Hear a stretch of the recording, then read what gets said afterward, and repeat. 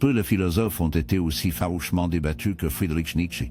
Pour certains, il était un prophète de l'absence de soi, un homme qui a osé défier les hypothèses les plus profondes de moralité et d'existence. Pour d'autres, il était un penseur dangereux dont les idées ont conduit au nihilisme, à l'élitisme et même aux idéologies totalitaires. Mais Nietzsche était-elle vraiment le radical qu'il est souvent fait? Ou l'histoire a-t-elle déformé son héritage au-delà de la reconnaissance? Nietzsche est né en 1844, dans un monde encore profondément enraciné dans la tradition religieuse et les valeurs morales absolues. Contrairement à de nombreux philosophes qui ont cherché à renforcer ses fondations, Nietzsche a passé sa vie à les déconstruire. Ses critiques du christianisme, de la moralité conventionnelle et des normes sociétales étaient choquantes, même offensantes, à ses contemporains. Mais ce qui le rendait unique, ce n'était pas seulement ses idées radicales, c'était la manière poétique et presque prophétique dont il les exprimait. Il n'a pas discuté dans le style sec et logique des autres philosophes. Au lieu de cela, il a écrit dans des aphorismes, des paraboles et des déclarations passionnées, ce qui rend ses œuvres à la fois profondes et, parfois, dangereusement faciles à mal interpréter. Le style d'écriture de Nietzsche et les idées controversées ont naturellement attiré des réactions extrêmes. Certains intellectuels l'admiraient comme un chercheur de vérité intrépide, qui a exposé l'hypocrisie des normes sociétales. D'autres l'ont vu comme un destructeur imprudent de valeurs, un philosophe dont le travail pourrait justifier l'oppression et la décadence morale. Sa critique de la moralité conventionnelle, en particulier son rejet de l'idée que la souffrance est intrinsèquement noble, a aliéné beaucoup de ceux qui considéraient le sacrifice de soi comme la plus haute vertu. Dans le même temps, son appel à l'individu s'élève au-delà des limitations de la société, et embrasser son propre pouvoir a été mal lu en tant que l'approbation de la tyrannie. Ironiquement, la nature même de sa philosophie, celle qui a encouragé tout remettre en question, est devenue sa propre malédiction, conduisant à des réinterprétations et des distorsions sans fin. L'héritage de Nietzsche reste aussi en conflit que sa philosophie. Était-il un visionnaire mal compris, un penseur en avance sur son temps dont les idées ont été tordues par ceux qui sont venus après lui? Ou était-il un radical dangereux plantant les graines d'idées qui pourraient être, et étaient, sont venues? La réponse ne réside peut-être pas dans les étiquettes que nous lui attribuons, mais dans la volonté de s'engager avec son travail au-delà des caricatures, au niveau de la surface. Pour comprendre Nietzsche, nous devons passer devant les mythes et voir l'homme derrière la controverse. Dieu est mort, 3 mots qui ont rescuté dans le temps, mal compris, mal cités, et abusés d'une manière que Nietzsche lui-même n'aurait jamais pu imaginer. Pour certains, cette phrase est considérée comme une célébration de l'athéisme, un rejet triomphant de la religion. Pour d'autres, c'est une déclaration blasphématoire, un symbole du nihilisme supposé de Nietzsche. Mais que se passe-t-il si les deux interprétations manquent complètement le point? Et si Nietzsche ne célébrait ni ne condamnait, mais ne pleurait pas plutôt la mort de Dieu? Comme Nietzsche l'a vu, ce n'était pas un acte de rébellion.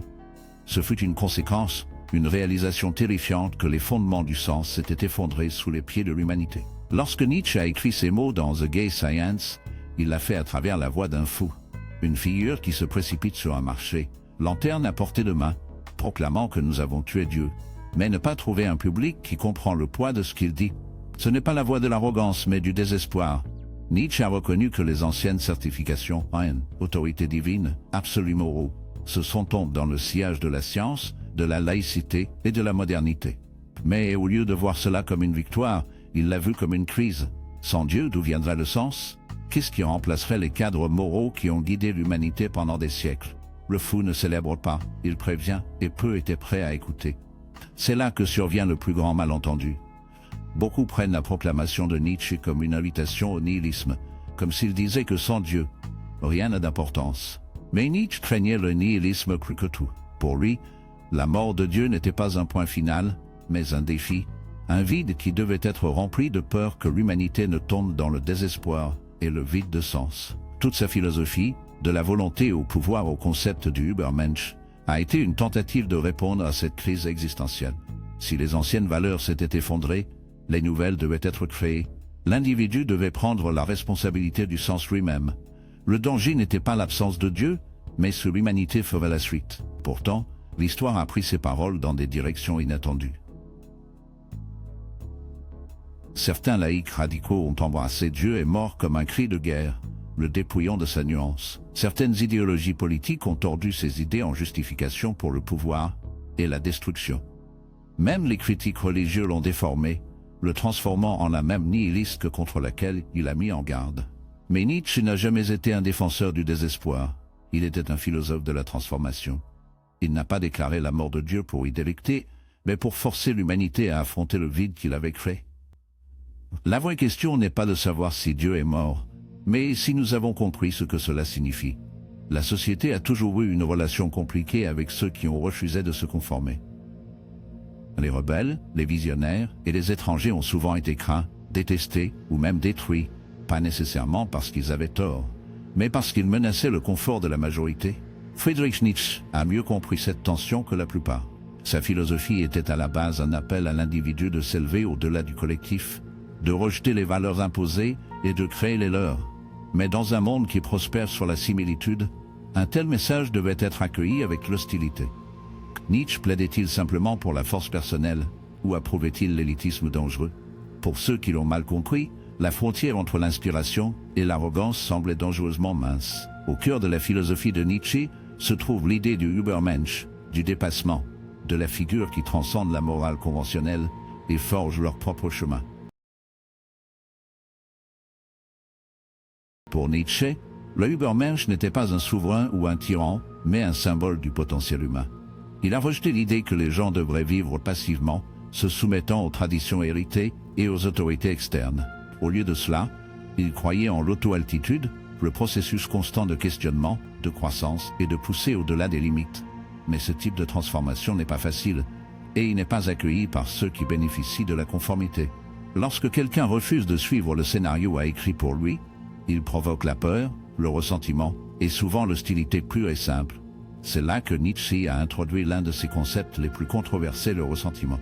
Il a fait valoir que de nombreuses valeurs morales, en particulier celles enracinées dans les traditions religieuses et sociales, sont nées non pas de la vertu, mais de l'amertume. Ceux qui se sentaient impuissants, au lieu de s'efforcer de s'améliorer, ont créé une moralité qui peignait la force comme le mal et la faiblesse comme du bien. Le sacrifice est devenu noble, l'ambition est devenue coupable, et la souffrance était considérée comme un signe de justice. Dans le point de vue de Nietzsche, cela a conduit à un monde où les forts ont été condamnés. Ceux qui se sentaient impuissants, au lieu de s'efforcer de s'améliorer, ont créé une moralité qui peignait la force comme le mal et la faiblesse comme du bien. Le sacrifice est devenu noble, l'ambition est devenue coupable, et la souffrance était considérée comme un signe de justice. Dans le point de vue de Nietzsche, cela a conduit à un monde où les forts ont été condamnés simplement pour être forts, et l'individu a été honteux d'avoir essayé de s'élever au-dessus du troupeau. Ce n'était pas une moralité basée sur la vérité, mais sur la vengeance, un ressentiment caché contre ceux qui ont osé être plus.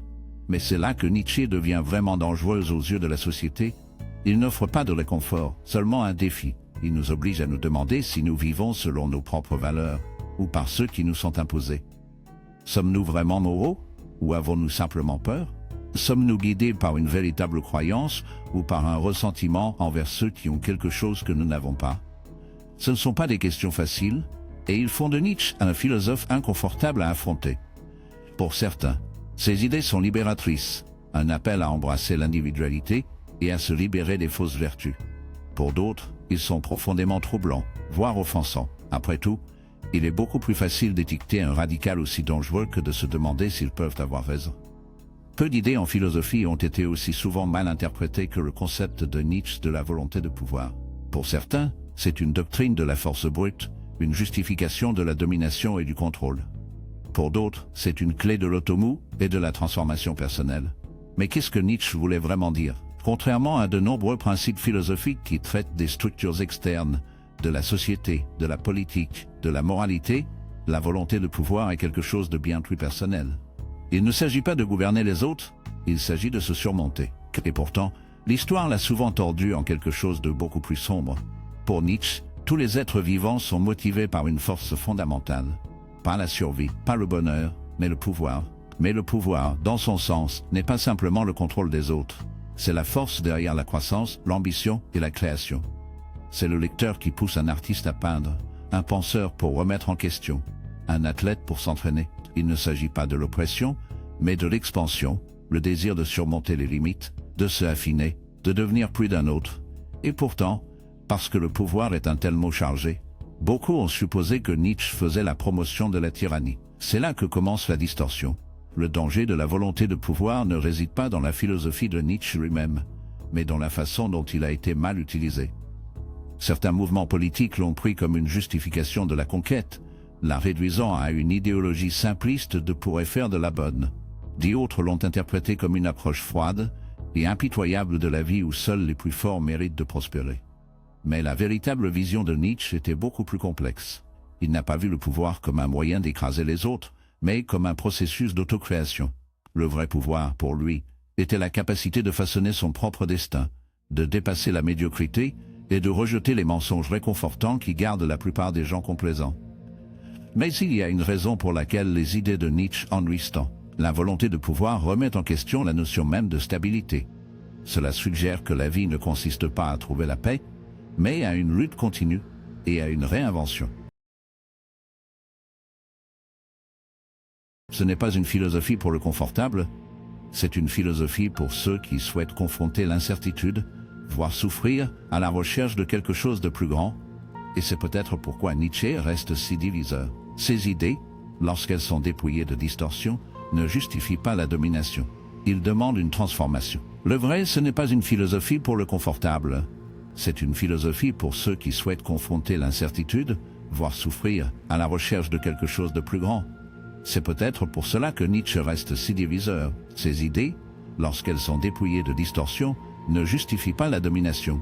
Il demande une transformation. La vraie question n'est pas de savoir si nous acceptons ou rejetons la volonté de pouvoir, mais si nous sommes prêts à affronter ce qu'il demande de nous. Le nom de Friedrich Nietzsche a été associé à certaines des idéologies les plus extrêmes de l'histoire moderne, en particulier celles liées au fascisme et au totalitarisme. Ses œuvres, autrefois mal comprises et souvent mal utilisées, sont devenues des cris de ralliement pour des mouvements qui ont cherché le pouvoir et le contrôle. Mais réduire la philosophie de Nietzsche aux actions des autres n'est pas seulement injuste, c'est dangereusement simpliste. La vraie question n'est pas de savoir si les idées de Nietzsche peuvent être tordues, mais pourquoi elles ont été si facilement cooptées et si c'était jamais son intention. Nietzsche lui-même avait peu de respect pour le nationalisme ou l'État. En fait, il considérait l'État comme un mécanisme pour supprimer la grandeur individuelle. Une institution qui essaierait souvent d'étouffer la créativité et la liberté même qu'il a défendue. Alors, comment sa philosophie a-t-elle fini par s'associer à l'autoritarisme? La réponse réside en partie avec la propre sœur de Nietzsche, Elisabeth Förster Nietzsche, qui a édité et publié bon nombre de ses œuvres après son effondrement mental. Elisabeth, une fervente nationaliste et antisémite, a sévèrement préservé et modifié les idées de Nietzsche pour s'adapter à son propre programme politique. Cette distorsion de la véritable vision de Nietzsche a été aggravée par d'autres au début du XXe siècle qui a cherché à armer ses idées à leur propre fin. De cette façon, la philosophie de Nietzsche a été détournée, retirée de son contexte et a utilisée pour justifier certaines des choses mêmes qu'il aurait condamnées. Cette fausse déclaration a persisté au cours des décennies, et le nom de Nietzsche continue d'être invoqué dans les débats politiques et les discussions sur le pouvoir, l'identité et l'autorité. Pourtant, malgré la manipulation politique claire de ses œuvres, la vraie philosophie de Nietzsche reste radicalement humaniste. Son appel à l'individu à transcender la mentalité de troupeau, à créer un sens dans un monde dénué de sens et à embrasser la vie dans tout son chaos est profondément en contradiction avec les systèmes hiérarchiques rigides qui prétendraient plus tard être ses descendants. Idéologique. L'héritage de Nietzsche est donc une profonde contradiction. Ses idées ont inspiré à la fois la libération et l'oppression, la création et la destruction. Mais pour le comprendre pleinement, nous devons séparer l'homme du mythe, le philosophe de la politique. Nietzsche n'était pas un prophète de haine ou de violence, mais de lutte et de transformation. Il n'a pas défendu la domination des autres, mais pour la domination de soi, la propriété de son propre chemin, exempt des contraintes du dogme sociétal. Alors pourquoi tout le monde déteste Nietzsche? Ce n'est peut-être pas à cause de ce qu'il a dit, mais à cause de la façon dont ses idées sont mal à l'aise. La philosophie de Nietzsche nous oblige à affronter les coins les plus sombres de nous-mêmes et de la société, nos ressentiments, nos peurs et notre complicité dans le statu quo. S'engager avec Nietzsche, c'est tout remettre en question, y compris les valeurs que nous détenons le plus cher. Il est facile de le mal comprendre, encore plus facile à le rejeter. Mais le vrai défi n'est pas de défendre ou d'attaquer Nietzsche. C'est pour comprendre pourquoi ses idées continuent de provoquer des réactions aussi fortes et ce qu'elle révèle sur notre propre monde aujourd'hui.